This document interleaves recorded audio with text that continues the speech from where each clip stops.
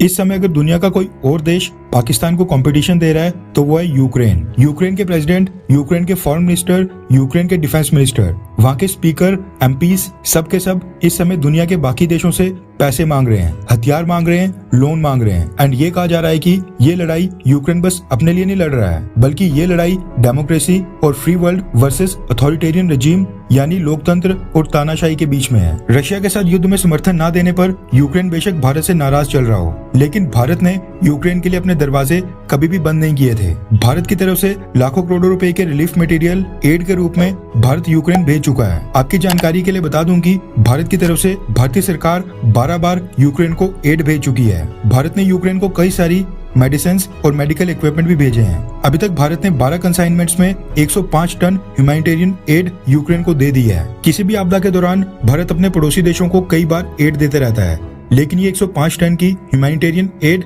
जो अभी भी जारी है, ये भारत की तरफ से साउथ एशिया के बाहर अभी तक की सबसे बड़ी ह्यूमैनिटेरियन एड है। इतने बड़े स्केल के ऊपर भारत ने अभी तक किसी भी देश को कभी भी एड नहीं दी है। लेकिन इसके बावजूद पिछले साल 9 जुलाई को यूक्रेन के प्रेसिडेंट जेलेंस्की ने भारत से अपने एम्बेसडर को सस्पेंड करके वापस बुला लिया था। एंड आज 9 से 10 महीने के बाद यूक्रेन का आज भारत में कोई भी एम्बेसडर नहीं है, कोई भी एनवॉय नहीं है। भारत के लिए कोई भी नया एम्बेसडर अभी तक अपॉइंट नहीं किया गया है। इसके अलावा यूक्रेन के फॉरेन मिनिस्टर का एक बयान भी सामने आया था, जिसमें उन्होंने कहा था कि भारत रशिया से जो डिस्काउंटेड रेट के ऊपर क्रूड ऑयल परचेज कर रहा है, उसकी भरपाई यूक्रेन के खून से हो रही है। इतना ही नहीं, यूक्रेन ने तो अमेरिका जाकर भारत के ऊपर सैंक्शंस थोपने की भी मांग की थी और कहा था कि रशिया से क्रूड ऑयल परचेज करने पर भारत के ऊपर कड़े सैंक्शंस लगाए जाएं। अब हुआ क्या कि जब से यूक्रेन ने भारत की आलोचना तेज कर दी थी, उसके बाद से ही भारत ने यूक्रेन को ह्यूमैनिटेरियन एड और असिस्टेंस देना बहुत ही स्लो कर दिया था। इवन जो भारत ने लास्ट कंसाइनमेंट यूक्रेन को भेजी थी, वो पिछले साल सितंबर 2022 में भेजी थी।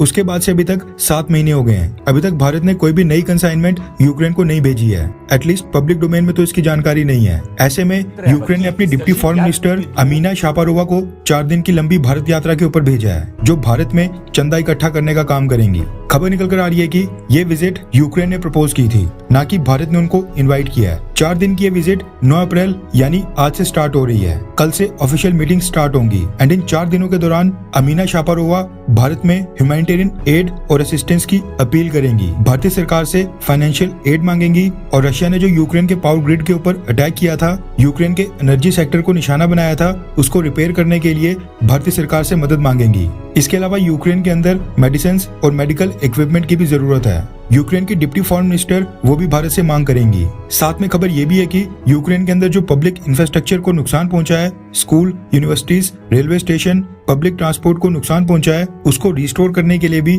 यूक्रेन चाहता है कि भारत उनकी बढ़ चढ़कर मदद करे और यूक्रेन को दोबारा अपने पैरों के ऊपर खड़ा करने में भारत उनको योगदान दे, यानी उनको फाइनेंशियल एड दे। और अगर फाइनेंशियल एड नहीं दे सकता भारत, तो उनको कोई मटेरियल एड दे। यूक्रेन की डिप्टी फॉरेन मिनिस्टर अभी भारत पहुंची भी नहीं है, लेकिन पहले यूक्रेन की तरफ से फाइनेंशियल एड की डिमांड शुरू हो गई है। वैसे देखा जाए तो यूक्रेन अपने फॉरेन मिनिस्टर को भी भेज सकता था, लेकिन उसने first deputy minister for foreign affairs को भेजा है। अब देखना ही होगा कि इस विजिट के बाद भारत यूक्रेन के लिए कोई घोषणा करता भी है या फिर नहीं। खैर, आपको क्या लगता है कि 105 टन के 12 कंसाइनमेंट के बाद भारत को यूक्रेन की क्या और मदद करनी चाहिए, हाँ या फिर ना?